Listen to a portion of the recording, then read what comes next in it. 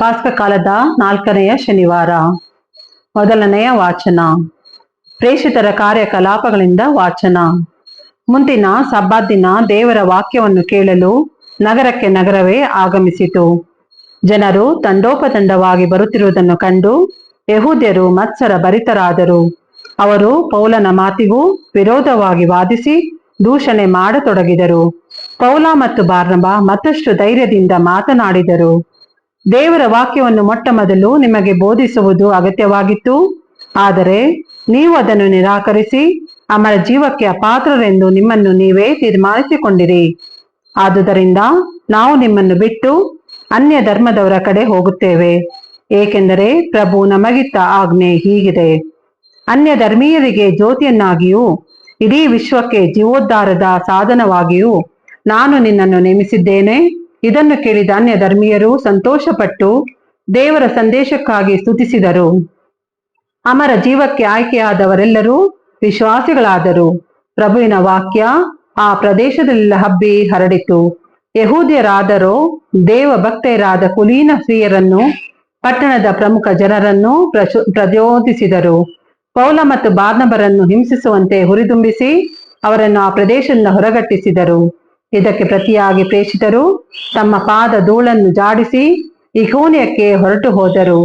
ಭಕ್ತ ವಿಶ್ವಾಸಿಗಳಾದರೋ ಪರಮಾನಂದ ಪಟ್ಟರು, ಪವಿತ್ರಾತ್ಮ ಭರಿತರಾದರು. ಪ್ರಭುವಿನ ವಾಕ್ಯ. ದೇವರಿಗೆ ಕೃತಜ್ಞತೆ ಸಲ್ಲಲಿ. ಕೀರ್ತನೆ. ಶ್ಲೋಕ. ಕಂಡು ಬಂದಿತು ಜಗದ ಎಲ್ಲೆಲ್ಲೆಗೆ ನಮ್ಮ ದೇವ ಸಾಧಿಸಿದ ಜಯಗಳಿಕೆ.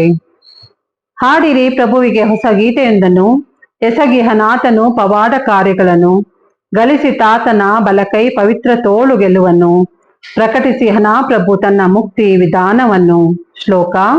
ಕಂಡು ಬಂದಿತು ಜಗದ ಎಲ್ಲೆಲ್ಲೆಗೆ ನಮ್ಮ ದೇವ ಸಾಧಿಸಿದ ಜಯಗಳಿಕೆ. ರಾಷ್ಟ್ರಗಳಿಗೆ ತೋರಿಸಿಹನು ಜೀವೋದ್ಧಾರಕ ಶಕ್ತಿಯನ್ನು, ಸ್ಮರಿಸಿಕೊಂಡನ ಪ್ರಭು ತನ್ನ ಪ್ರೀತಿಯನ್ನು, ಇಸ್ರಾಯೇಲ್ ಕುಲದ ಬಗ್ಗೆ ತನ್ನ ಸತ್ಯತೆಯನ್ನು. ಶ್ಲೋಕ. ಕಂಡು ಬಂದಿತು ಜಗದ ಎಲ್ಲೆಗೆ ನಮ್ಮ ದೇವ ಸಾಧಿಸಿದ ಜಯಗಳಿಕೆ. ಕಂಡು ಬಂದಿತು ಎಲ್ಲೆಗೆ ನಮ್ಮ ದೇವ ಸಾಧಿಸಿದ ಜಯಗಳಿಕೆ. ಭೂ ನಿವಾಸಿಗಳೇ, ಮಾಡಿರಿ ಜಯಕಾರ ಪ್ರಭುವಿಗೆ, ಮುದದಿ ಹಾಡಿರಿ, ಮಾಡಿರಿ ಸುಮಧುರ ಭಜನೆ. ಶ್ಲೋಕ. ಕಂಡು ಬಂದಿತು ಜಗದ ಎಲ್ಲೆಗೆ ನಮ್ಮ ದೇವ ಸಾಧಿಸಿದ ಜಯಗಳಿಕೆ. ಘೋಷಣೆ. Alleluia, alleluia. ಯೇಸು ಕ್ರಿಸ್ತರನ್ನು ಮರಣದಿಂದ ಎಬ್ಬಿಸಲಾಯಿತು ಎಂಬುದನ್ನು ನಾವು ಬಲ್ಲೆವು. ಆದುದರಿಂದ ಅವರು ಎಂದಿಗೂ ಸಾಯುವುದಿಲ್ಲ. ಸಾವಿಗೆ ಅವರ ಮೇಲೆ ಯಾವ ಅಧಿಕಾರವೂ ಇಲ್ಲ. ಅಲೆಲೂಯ. ಯೋವಾನನು ಬರೆದ ಪವಿತ್ರ ಶುಭ ಸಂದೇಶದಿಂದ ವಾಚನ. ಆ ಕಾಲದಲ್ಲಿ ಯೇಸು ತಮ್ಮ ಶಿಷ್ಯರಿಗೆ ಹೀಗೆಂದರು: ನೀವು ನನ್ನನ್ನು ಅರಿತವರಾಗಿದ್ದರೆ ನನ್ನ ಪಿತನನ್ನು ಕೂಡ ಅರಿಯುತ್ತಿದ್ದಿರಿ. ಈಗಿನಿಂದ ಅವರನ್ನು ನೀವು ಅರಿತವರಾಗಿದ್ದೀರಿ ಹಾಗೂ ಕಂಡು ಇದ್ದೀರಿ ಎಂದು ನುಡಿದರು. ಆಗ ಫಿಲಿಪ್ಪನು, ಪ್ರಭು, ನಮಗೆ ಪಿತನನ್ನು ತೋರಿಸಿ ಅಷ್ಟೇ ಸಾಕು ಎಂದನು.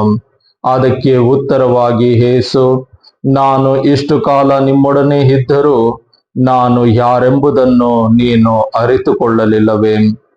ನನ್ನನ್ನು ನೋಡಿದವನು ಪಿತನನ್ನೇ ನೋಡಿದವನಾಗಿದ್ದಾನೆ. ಹೀಗಿರುವಾಗ ಫಿಲಿಪ್ಪನೇ, ನಮಗೆ ಪಿತನನ್ನು ತೋರಿಸಿ ಎಂದು ಹೇಗೆ ಕೇಳುತ್ತಿ?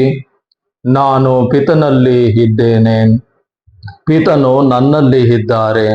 ಇದನ್ನು ನೀನು ವಿಶ್ವಾಸಿಸುವುದಿಲ್ಲವೇ? ನಾನು ನಿಮಗೆ ಹೇಳುವ ಮಾತುಗಳನ್ನು ನನ್ನಷ್ಟಕ್ಕೆ ನಾನು ಆಡುತ್ತಿಲ್ಲ. ಪಿತನೇ ನನ್ನಲ್ಲಿದ್ದುಕೊಂಡು ತಮ್ಮ ಕಾರ್ಯವನ್ನು ಸಾಧಿಸುತ್ತಾರೆ. ನಾನು ಪಿತನಲ್ಲಿ ಇದ್ದೇನೆ, ಪಿತನು ನನ್ನಲ್ಲಿ ಇದ್ದಾರೆ ಎನ್ನುವ ನನ್ನ ಮಾತುಗಳನ್ನು ವಿಶ್ವಾಸಿಸಿರಿ. ಇಲ್ಲವೇ ನಾನು ಸಾಧಿಸಿದ ಸುಕೃತ್ಯಗಳ ನಿಮಿತ್ತದಿಂದಾದರೂ ವಿಶ್ವಾಸಿಸಿರಿ. ನಾನು ನಿಮಗೆ ಸತ್ಯವಾಗಿ ಹೇಳುತ್ತೇನೆ, ನನ್ನಲ್ಲಿ ವಿಶ್ವಾಸವುಳ್ಳವನು ನಾನು ಸಾಧಿಸುವ ಕಾರ್ಯಗಳನ್ನು ಆತನು ಸಾಧಿಸುವನು. ಅಷ್ಟೇ ಏಕೆ, ಅವುಗಳಿಗಿಂತಲೂ ಮಹತ್ತಾದವುಗಳನ್ನು ಸಾಧಿಸುವನು. ಏಕೆಂದರೆ ನಾನು ಪಿತನ ಬಳಿಗೆ ಹೋಗುತ್ತೇನೆ.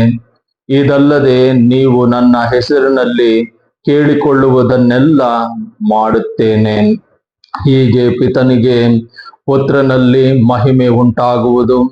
ಹೌದು, ನನ್ನ ಹೆಸರಿನಲ್ಲಿ ನೀವು ಏನನ್ನೇ ಕೇಳಿದರೂ ನಾನು ಅದನ್ನು ಮಾಡಿಯೇ ತೀರುವೆನು ಎಂದು ನುಡಿದರು. ಪ್ರಭುವಿನ ಶುಭ ಸಂದೇಶ. ಕ್ರಿಸ್ತರೇ ನಿಮಗೆ ಸ್ತುತಿ ಸಲ್ಲಲಿ.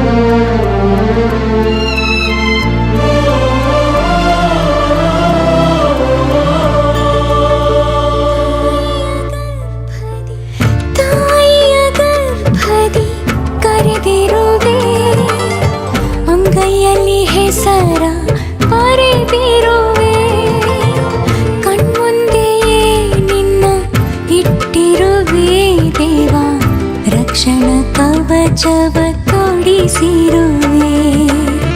ತಾಯಿಯ ಗರ್ಭದಿ ಕರೆದಿರುವೆ, ಅಂಗೈಯಲ್ಲಿ ಹೆಸರ ಬರೆದಿರುವೆ. ಕಣ್ಮುಂದೆಯೇ ನಿನ್ನ ಇಟ್ಟಿರುವೆ ದೇವ, ರಕ್ಷಣಾ ಕವಚವ ತೊಡಿಸಿರುವೆ, ರಕ್ಷಣಾ ಕವಚವ ತೊಡಿಸಿರುವೆ.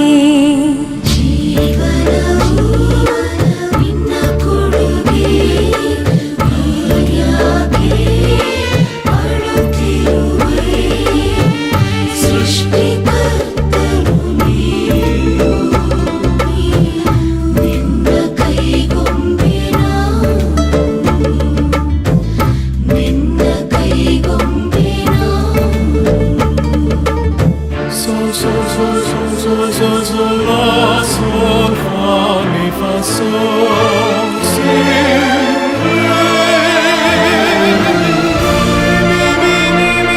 mi, fa, mi, do, re, do.